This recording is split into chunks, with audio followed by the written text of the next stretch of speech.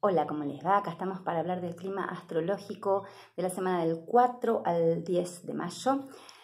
Es una semana intensa, no les voy a mentir. Es una semana en donde tenemos a la luna llena en el signo de Escorpio. Y bueno, sabemos que Escorpio es uno de los signos del zodíaco más resistidos, ¿no? O sea, ese es el signo al que más acusamos de ser malo, de ser difícil, de ser intenso. Esto tiene que ver no con que la energía escorpiana sea una energía ni mala ni conflictiva en sí misma, sino con que a los humanos nos cuesta mucho lidiar con lo que la energía escorpiana representa. Entonces me quiero detener un segundito ahí porque si no hacemos como una valoración permanente, ¿no? De energías buenas y energías malas o de signos buenos y de signos malos. Escorpio es el momento del zodíaco en el que se produce una transformación. Y la palabra transformación nos encanta, pero la palabra transformación requiere hablar de la palabra muerte. Y cuando decimos la palabra muerte, los seres humanos hacemos enseguida una cosa así como de no, va de retro Satanás, ¿no? Bien, una cosa así como de resistencia.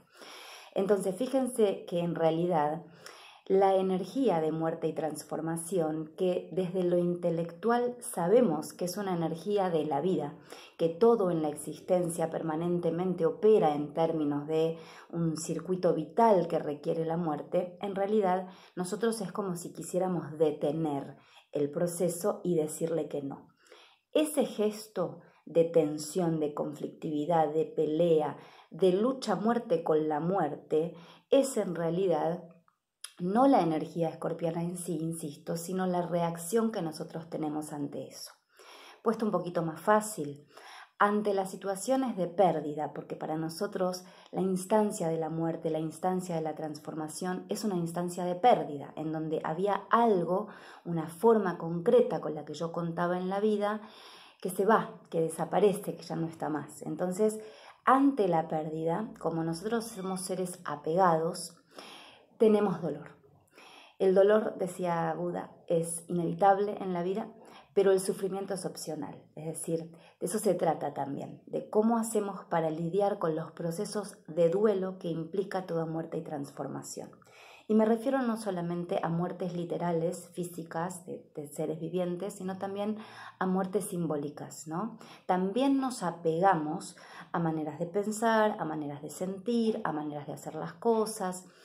Entonces, la luna llena en Escorpio es una luna visible, enorme, como siempre decimos en el cielo, es el momento de ver, de darnos cuenta a nivel emocional, porque la luna es emociones, es momento de darnos cuenta de que hay algo en nuestra vida que ya está caduco, que ya murió, que necesitamos reconocer que ya hemos perdido, que no forma más parte de nuestra vida porque está desvitalizado.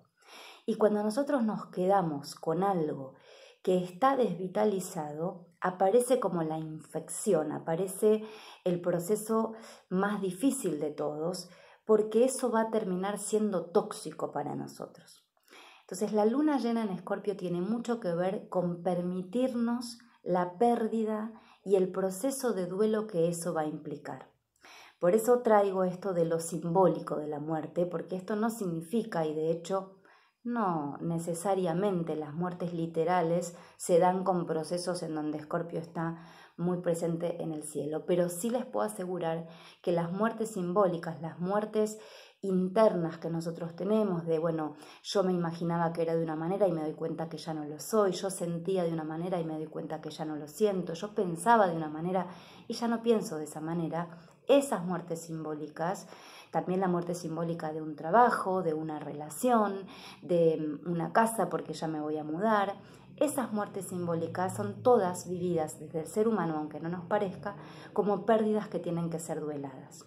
Entonces, cuando tenemos en el año, que hay una sola luna llena en Escorpio en el año por lo general, cuando tenemos esa luna llena en Escorpio, es el momento en donde nos damos a nosotros mismos la posibilidad de registrar, bueno, qué es lo que ya murió, qué es lo que está desvitalizado, lo que ya no tiene fuerza para mí, lo que ya no genera nada productivo en mi vida y que si permito que siga estando ahí va a terminar siendo tóxico, me va a terminar haciendo mal. Entonces los invito esta semana, y por eso digo que es una semana intensa, a que durante el proceso de esta luna llena se tomen el trabajo de hacer una conexión emocional profunda para reconocerse, primero ustedes mismos, aquello que tienen miedo de perder, pero que sin embargo saben que lo mejor que puede pasar es esa pérdida. Porque hay algo de esa pérdida que va a habilitar un proceso de crecimiento. Es decir, hay una forma que se destruye para que la energía que estaba contenida ahí pueda adoptar una nueva forma. Y ese es el proceso de transformación. Pero si no permito la destrucción, si no permito la muerte, la energía no va a estar liberada para otra cosa. Entonces debería traernos este proceso una sensación de liberación. De bueno, mira, de esta manera no va más. Veremos cuál es la nueva manera, ¿bien? Entonces, ¿qué tenemos que transformar en nuestra vida?